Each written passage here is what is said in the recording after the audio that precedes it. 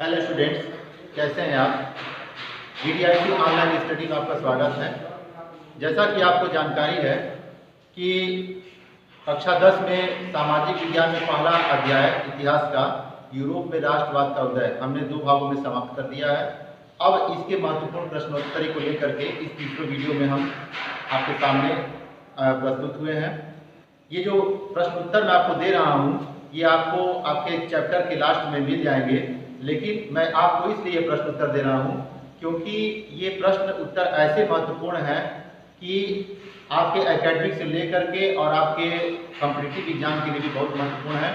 तो इसलिए इन प्रश्नों को ध्यान से आप देख लीजिए और न तो किसी कॉपी पर अच्छे से इसको नोट कर लीजिए और हमेशा रिवाइज करते रहिए ताकि किसी भी कंपटीशन में कहीं भी ये प्रश्न पूछे जा सकते हैं। तो आप लोग इन प्रश्नों को एक कॉपी पेन ले लीजिए और नोट करते रहिए और हमेशा इसको दोहराते रहिए ताकि किसी भी कंपटीशन में किसी भी जगह आपसे प्रश्न पूछे जाएं तो आपसे गलत ना हो।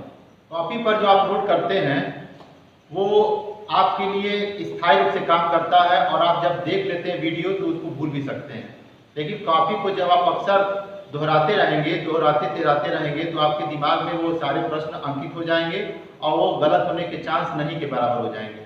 तो इसलिए इन प्रश्नों को एक कॉपी पर अच्छी से बना लीजिए और इसको हमेशा जब भी आपके पास खाली समय हो उसको दोहराते रहिए। तो निश्चित रूप से आपके इन प्रश्नों में से कोई भी प्रश्न कॉम्पिटिटिव एग्जाम में अगर पूछता भी है तो आपसे हम लोग पहले प्रश्न से शुरू करते हैं। पहला प्रश्न मेरा है, हम पहले टॉपिक का नाम लिख देते हैं उसके बाद प्रश्न उत्तर शुरू करते हैं। यूरोप में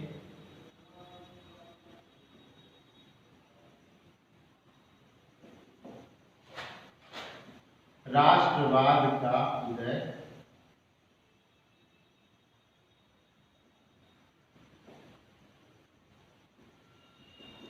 महत्वपूर्ण प्रश्न उत्तरी।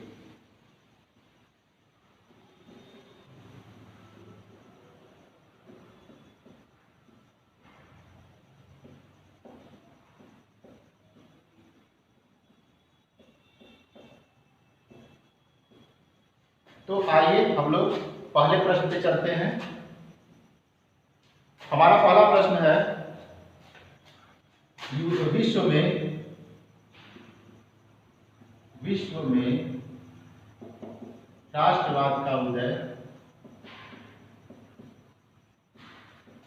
में राष्ट्रवाद का उदय सर्वप्रथम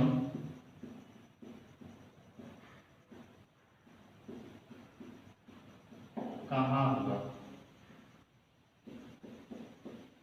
तो आपका उत्तर हो जाएगा फ्रांस, अरे सॉरी यूरोप,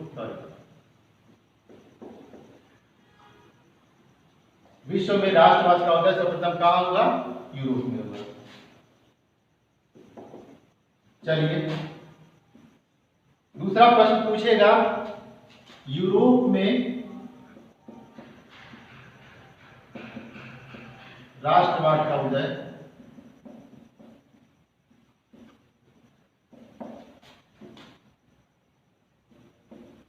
किस क्रांति से हुआ?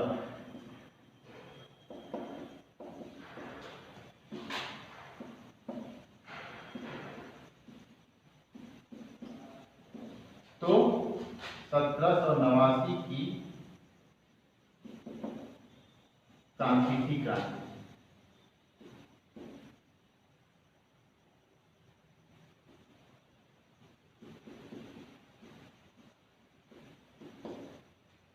दो प्रश्न आपका हो गया। अब हम लोग तीसरे प्रश्न पे आते हैं।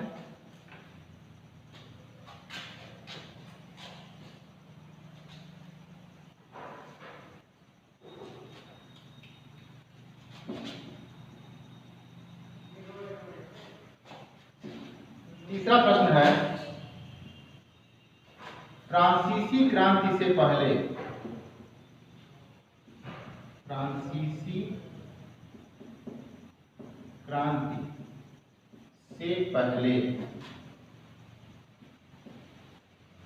कौन कौन सी क्रांतियां हो चुकी थी?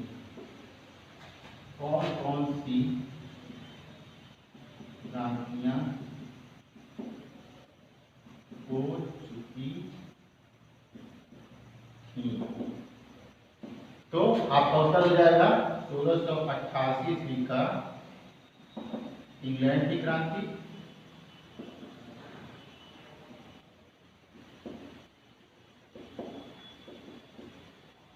और इसमें आपका पहला ये हो जाएगा और दूसरा हो जाएगा 1776 की अमेरिका की क्रांति।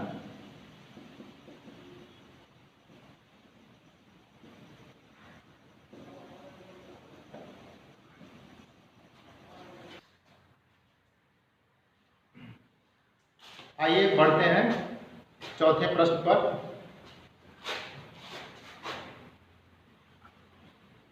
चौथा प्रश्न है हमारा, फ्रांसीसी क्रांति का नारा क्या था? फ्रांसीसी क्रांति का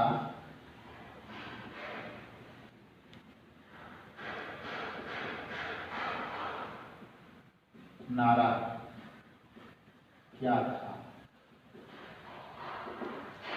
ठीक है, स्वतंत्रता, समानता और बंधुत्व। जैसे हमारे भारतवर्ष में जो 1857 की क्रांति हुई थी तो उसका प्रतीक क्या था? कमल का फूल और रोटी। तो इसमें फ्रांसीसी क्रांति का नारा क्या दिया गया था? स्वतंत्रता, समानता और बंधुत्व। चलिए पांचवा प्रश्न देखते हैं क्या है। जॉन मेराइन का तात्पर्य, जॉन मेराइन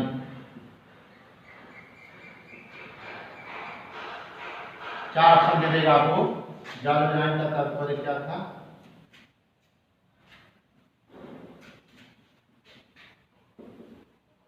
इसका संबंध शुल्क संघ से था, शुल्क संघ।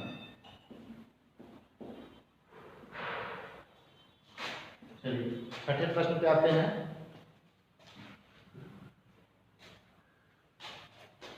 नेपोलियन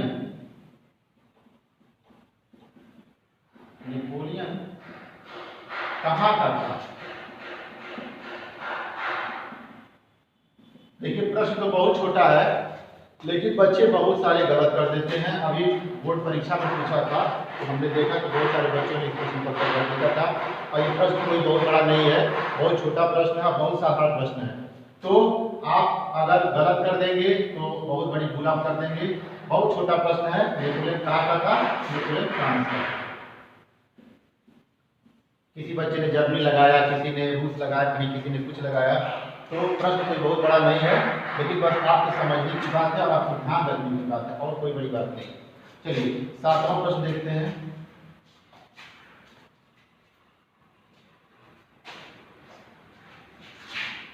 नेपोलियन का जन्म कहाँ हुआ था? नेपोलियन का जन्म कहाँ हुआ था?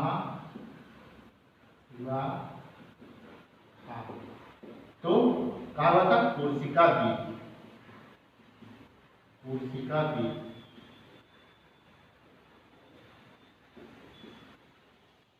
ठीक है, यहाँ के अजासियो एक शहर था, साथ उसके साधारण परिवार में हुआ था। कोर्सिका द्वीप के मुख्य नगर एक नगर अजासियो नगर में हुआ था। अगला प्रश्न हमारा है, नेपोलियन का जन्म कब हुआ था?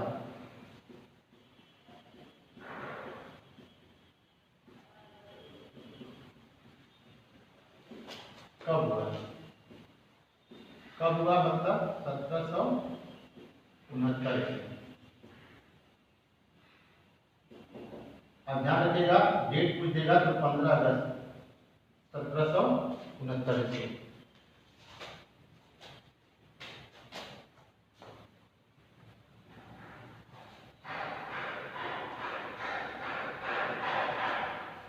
नौवां प्रश्न हमारा है,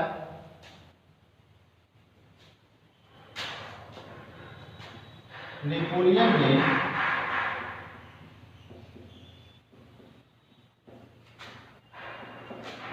नागरिक संहिता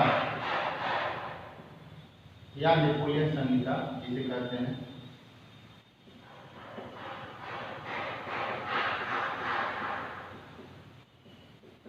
यह नेपोलियन द्वारा बनाए गए नियम कानूनों का एक संग्रह था, जिसमें उसने अपना नियम कानून बनाया था कि क्या क्या होना चाहिए। तो नेपोलियन नागरिक संहिता, नेपोलियन संहिता कब बनाई? तो कब बनाया? 1840।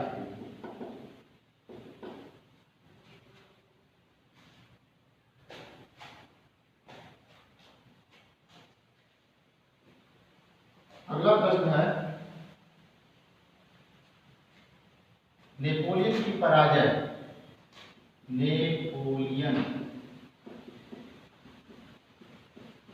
की पराजय कहाँ कहाँ हुई?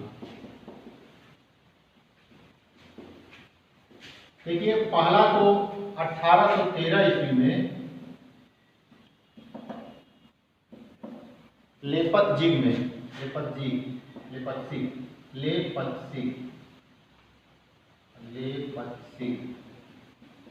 में, और दूसरा 1815 ईस्वी में। 1815 ईस्वी में वाटरलू में।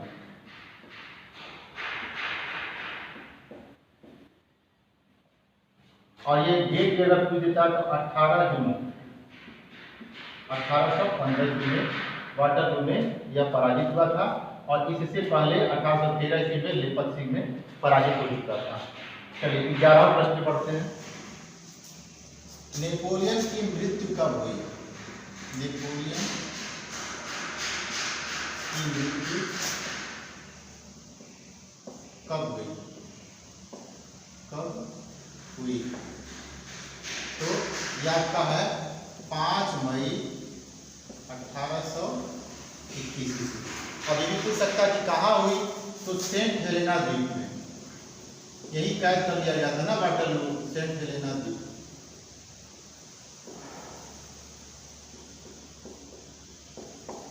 आपको पता होना चाहिए कि नेपोलियन जब वाटरलू में पराजित हुआ था तो सेंट हेलेना के द्वीप में कैद कर लिया गया था, और वहीं 5 मई 1821 ईस्वी को सेंट हेलेना द्वीप में ही इसकी मृत्यु हो गई थी। तो हम लोग 12वें प्रश्न पे चलते हैं।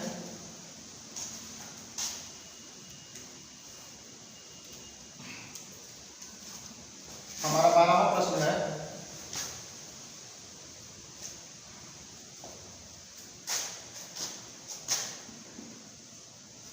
फ्रांसीसी क्रांति से जुड़े हुए दार्शनिक कौन कौन से थे? जुड़े दार्शनिक कौन कौन से थे? कौन कौन से दार्शनिक थे? तो आपका रूसो, दूसरा वॉल्टेयर, और तीसरा मॉन्टेस्क्यू। ये 3 लोग फ्रांसीसी क्रांति से जुड़े हुए दार्शनिक थे। चलिए 13वां प्रश्न पढ़ते हैं हम लोग।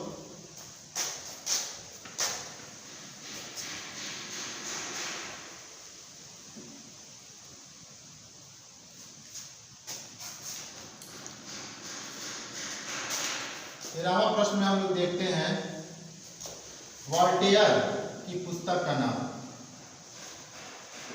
वॉल्टेयर की पुस्तक का नाम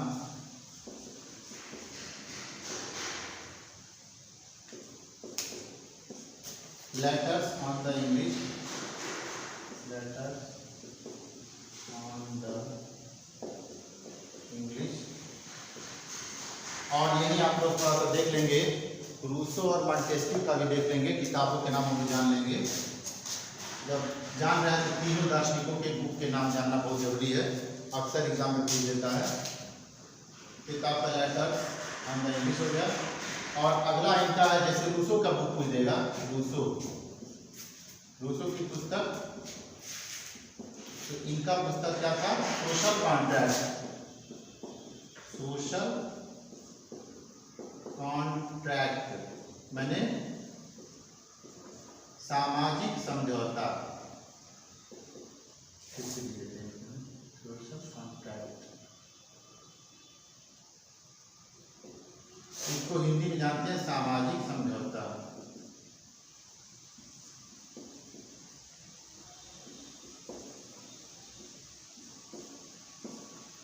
थोड़ा सा आपको मैं यहाँ बता दूं कि बच्चे बहुत सारे कॉन्ट्रैक्ट की जगह कॉन्टैक्ट लिख देते हैं, सोशल कॉन्टैक्ट। तो कॉन्टैक्ट मतलब होता है संपर्क और कॉन्ट्रैक्ट मतलब होता है समझौता। इन दोनों में बहुत अंतर है, तो इस बात को ध्यान रखिएगा। ये कॉन्टैक्ट नहीं है, कॉन्ट्रैक्ट है, जिसका मतलब होता है समझौता। तो सोशल कॉन्ट्रैक्ट इनकी पुस्तक का नाम था। अब हम एक और बचते हैं, रूसो, वॉल्टेयर, मॉन्टेस्क्यू। मॉन्टेस्क्यू की बुक का नाम देख लेते हैं।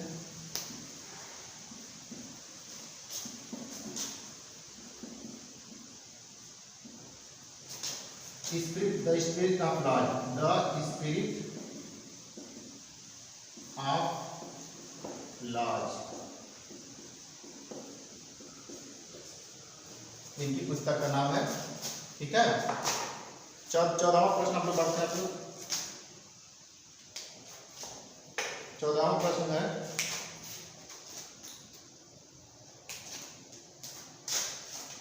ये देखिए लेटर्स ऑन द इंग्लिश। इसका अगर क्वेश्चन पूछता है तो 1759 ध्यान रखिएगा, 1759 ईस्वी में इसे लिखा गया था। अगला प्रश्न पे हम लोग बढ़ते हैं। अगला प्रश्न क्या है, इटली के एकीकरण का श्रेय, इटली के एकीकरण में किसने किसने सहयोग दिया था? इटली के एकीकरण में किसने किसने सहयोग दिया था?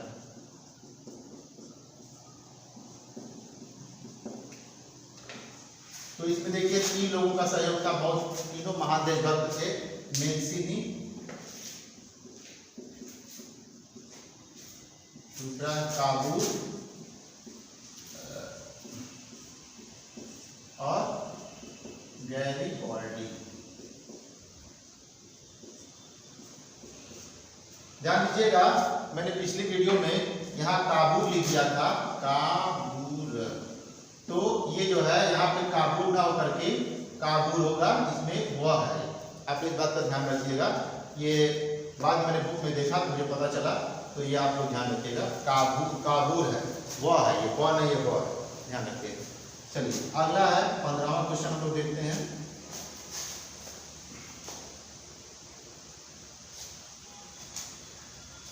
हाँ, अगला क्वेश्चन है, यंग इटली, यंग इटली नामक गुप्त संगठन किसने बनाया?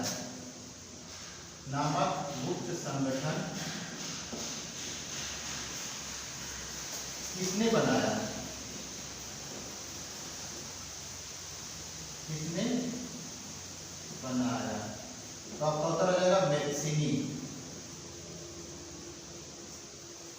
मैक्सिनी।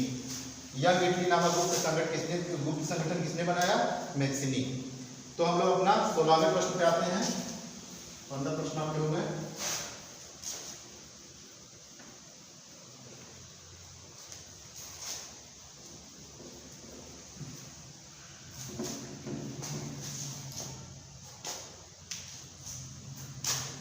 सोलहवां प्रश्न है, प्लोम्बियर्स की संधि, प्लोम्बियर्स की संधि कब हुई?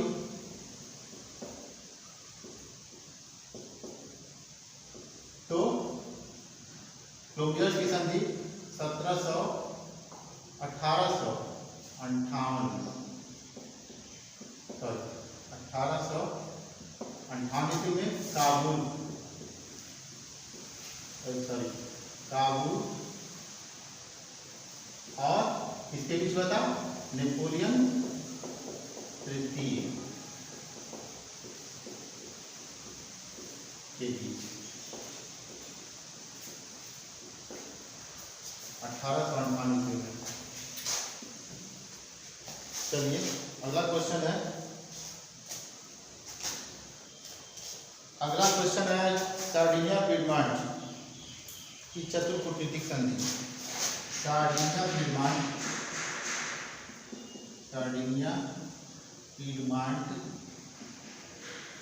की चतुर कूटनीतिक संधि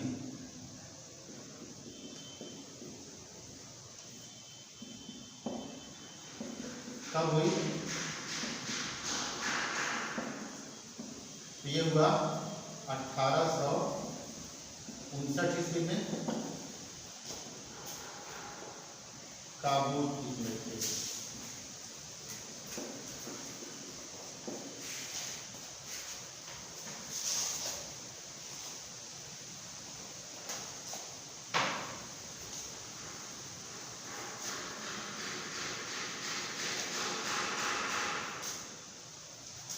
अगला प्रश्न है, इटली के एकीकरण में सशस्त्र बल से सहयोग किसने दिया था? अगला प्रश्न है, इटली के एकीकरण में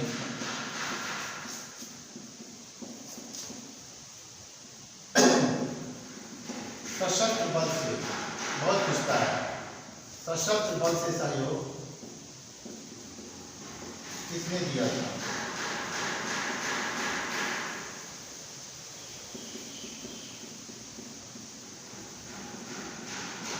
आपका उत्तर हो जाएगा गैरीबॉल्डी। एक बात यहाँ आप और भी जान सकते हैं, एक बात जानकारी के लिए बता दें कि इटली की सेना का निर्माता भी यही था, गैरीबॉल्डी था। इसने इटली के एकीकरण में सशस्त्र बल से सहयोग दिया था और इटली के एकीकरण में अपना सक्रिय सहयोग दिया था। तो आगे हम लोग बढ़ते हैं।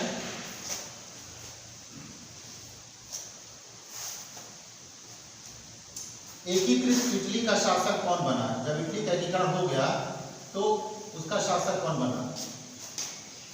एकीकृत इटली का शासक कौन बना?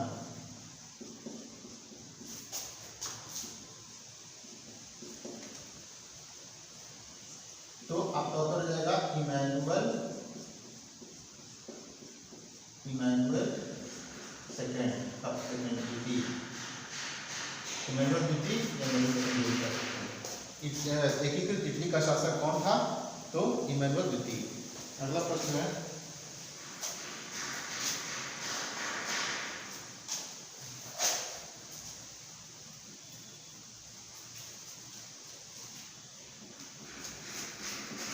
अगला प्रश्न है, योहान गुटफ्रीड हेयर। अगला महत्वपूर्ण क्वेश्चन है, योहान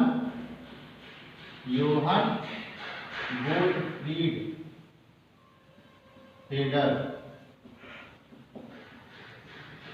योहान गुटफ्रीड हेयर दार्शनिक कहाँ के थे? ये जो दार्शनिक थे ये कहाँ के थे? तो आपका उत्तर होगा जर्मनी के। आगे बढ़ते हैं हम लोग।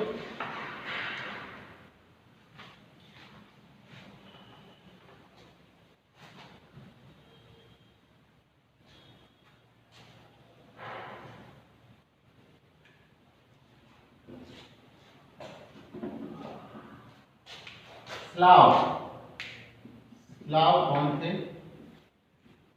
स्लाव कौन थे? बहुत पूछता है।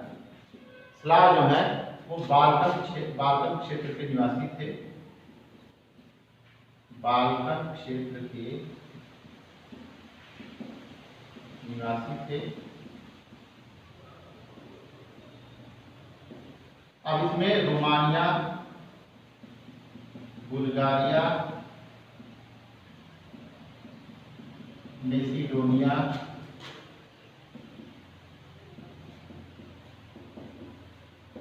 क्रोएशिया, ग्रीस इत्यादि आते थे।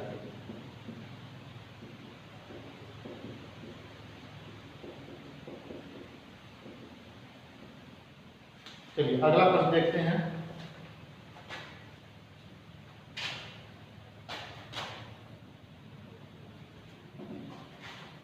जर्मनी का एकीकरण किसके द्वारा किया गया?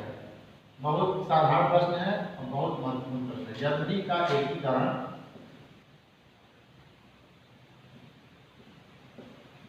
किसके द्वारा किया गया?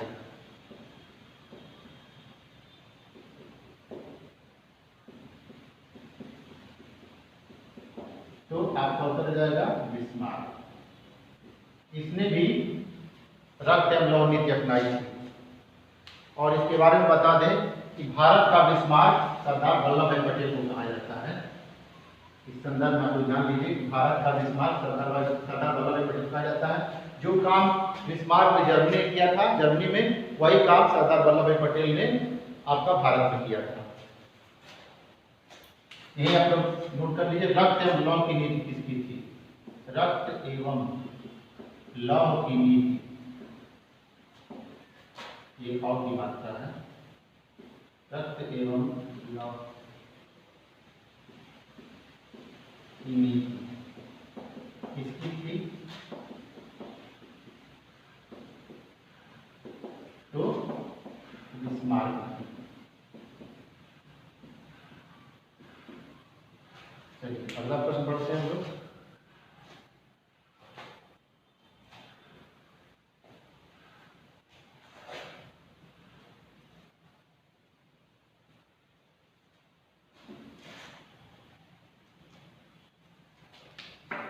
जर्मनी के एकीकरण का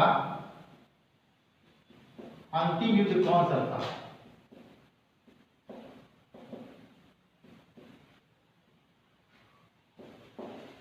अठारह सौ 70-71 ईस्वी का फ्रांस रशिया युद्ध। फ्रांस रशिया युद्ध ये जर्मनी के एकीकरण का अंतिम युद्ध 1870-71 ईस्वी का फ्रांस रशिया युद्ध था। चलिए आगे बढ़ते हैं।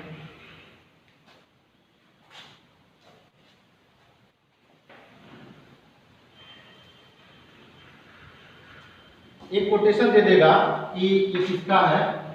देखिए, मुझे मरने के लिए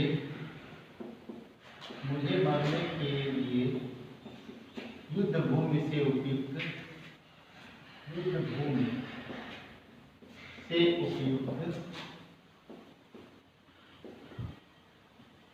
और कोई स्थान नहीं मिलेगा,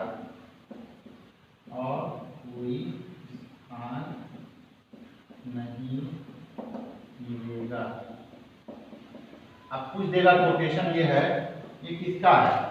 तो आपका उत्तर रहेगा बिस्मार्क का। इसीलिए कहा था कि मुझे मरने के लिए युद्ध भूमि से अच्छा कोई स्थान नहीं मिलेगा। चलिए अगला प्रश्न हम आप बढ़ते हैं अगले प्रश्न की ओर।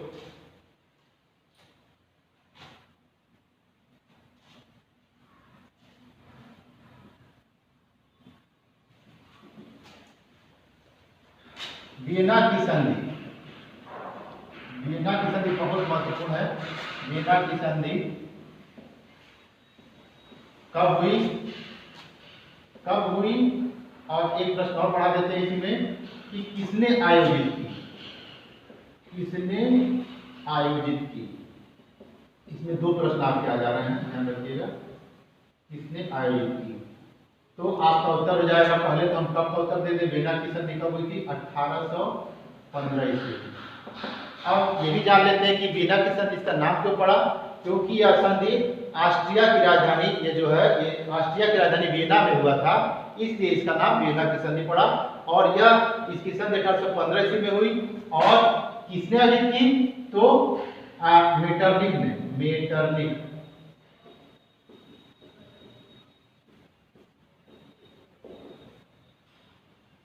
मेटरनिख ने इसको आयोजित किया था।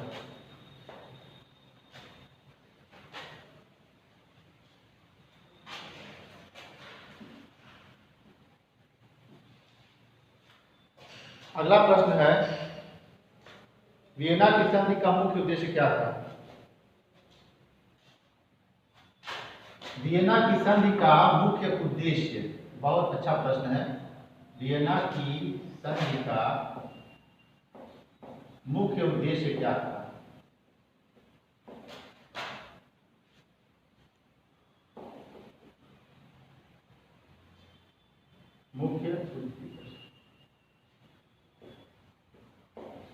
मुख्य उद्देश्य क्या था?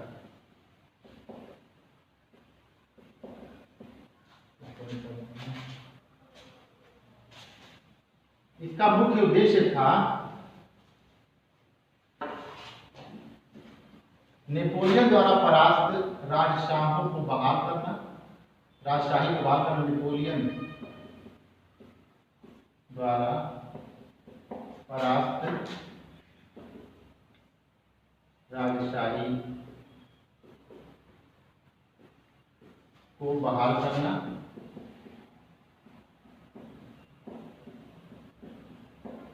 और नई रूढ़िवादी शासन व्यवस्था की स्थापना करना।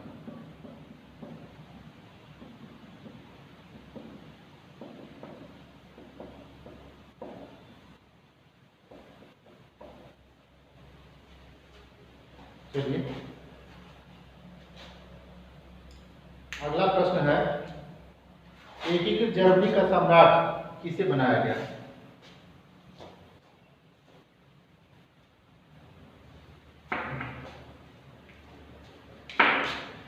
एकीकृत जर्मनी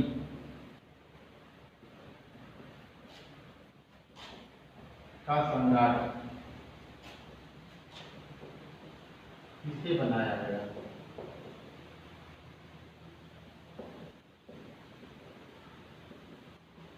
तो केसर विलियम प्रथम।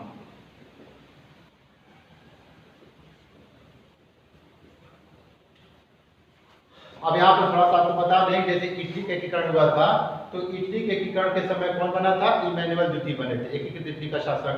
और यहाँ एकीकृत जर्मनी जब हुआ तो उसका सम्राट कौन बनाए गए? तो केसर विलियम प्रथम। ये दो प्रश्न आपके बहुत महत्वपूर्ण है, ध्यान दीजिएगा। अगला प्रश्न देखिए,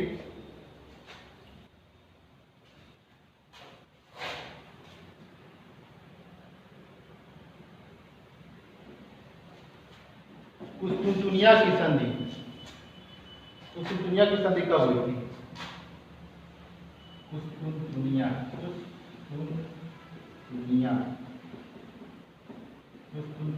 की संधि कब हुई?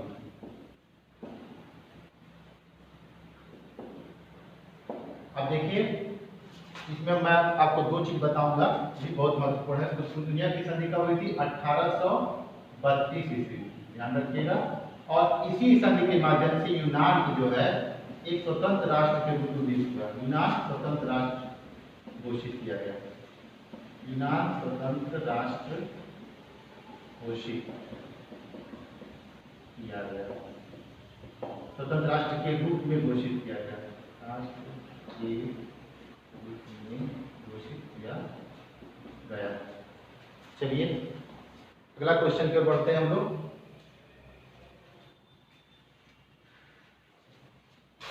देखिए इसमें दो प्रश्न है, ध्यान रखिएगा कुस्तुनतुनिया पर। इस पे यूनान बारे में पूछ देता है कि यूनान कब स्वतंत्र घोषित हुआ, तो 1832 ईस्वी में। और अगर पूछ देगा कि कुस्तुनतुनिया की संधि कब हुई थी, तो 1832 ईस्वी में। ये आप दो प्रश्न इसमें बन रहे हैं। चलिए अगला प्रश्न देखते हैं, बाल्कन क्षेत्र किसके अंतर्गत था?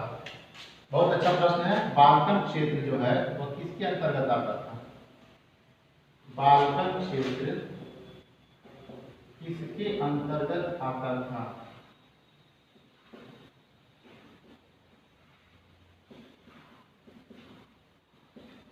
तो ये आपका उत्तर हो जाएगा तुर्कों के, तुर्कों के अंतर्गत आता था। अगला प्रश्न देखते हैं,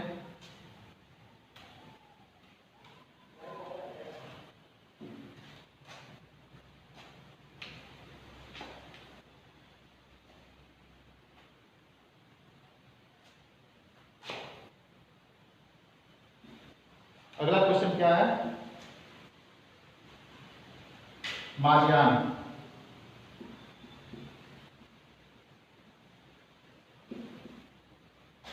फ्रांस में राष्ट्रीय भावना की रूपक, राष्ट्रीय भावना की रूपक छवि थी। फ्रांस में राष्ट्रीय भावना की रूपक छवि थी, जिसे जो सिक्कों एवं डाक टिकटों जो सिक्कों एवं डाक टिकटों पर अंकित की गई थी।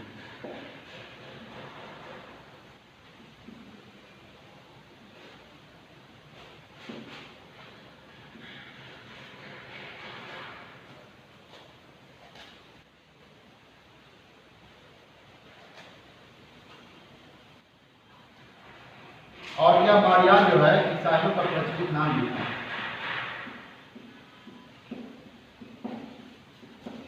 प्रचलित नाम भी था।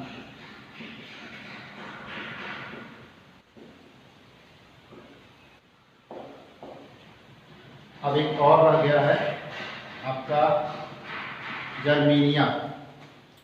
लास्ट क्वेश्चन है जर्मेनिया।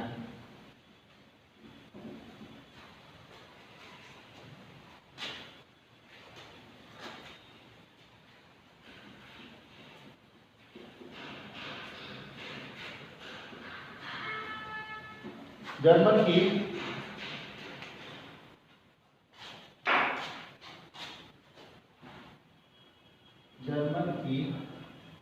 राष्ट्र रूपक थी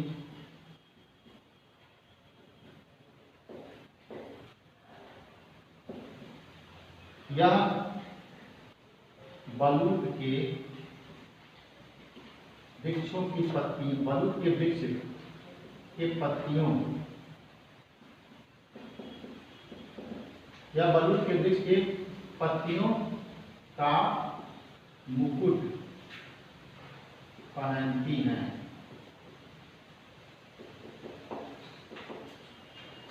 और एक चीज और बता दें आपको,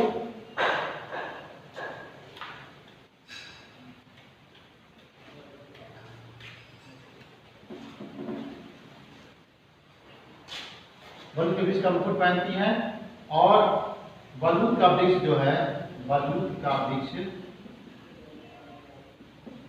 वीरता का प्रतीक माना जाता था। वीरता का प्रतीक माना।